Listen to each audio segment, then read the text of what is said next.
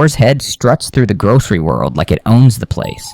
Polished marble deli counters, gold foil labels that glimmer like they were printed on stock certificates, and price tags that whisper exclusive like a country club handshake. But crack that shimmering shell, and what spills out isn't elegance, it's rot.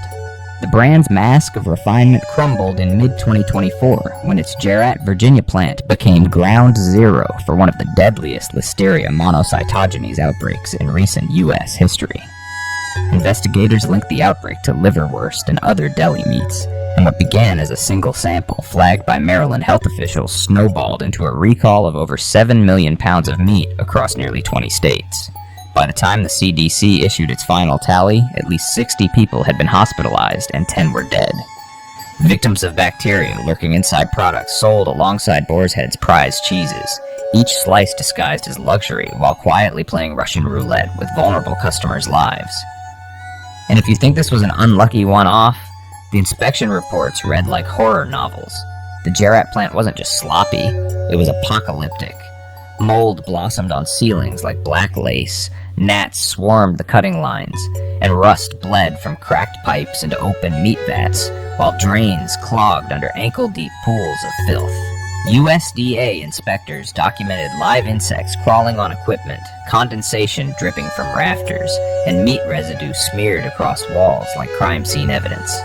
A whistleblower, sanitation manager, said he was fired after warning executives, proving that at Boar's Head, the fastest way to lose your job is to care about keeping people alive. The plant was shuttered by September 2024, and Boar's Head quietly killed off its entire liverwurst line as if erasing the word would erase the bodies. But even as lawsuits piled up, wrongful death claims, class actions, families grieving in courtrooms, Boar's Head managed to stage yet another stumble. In July 2025, it recalled hundreds of packages of its pre-packed 8-ounce smoked Gouda in Florida because of a labeling error. No one died that time.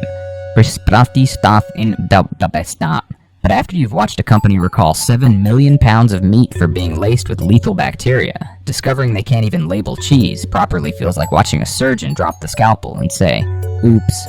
Regulators say the company has a long trail of citations for sanitation failures, record-keeping violations, and poor equipment maintenance, especially at the same Jarratt plant. Put simply, this wasn't an accident waiting to happen. It was an inevitability waiting to be exposed. And while the bacterial roulette spins, the ethical rot runs even deeper. Watchdog groups have traced their dairy supply to massive factory farms where cows are packed in dark sheds, beaten when they falter, and milked until their bones fracture.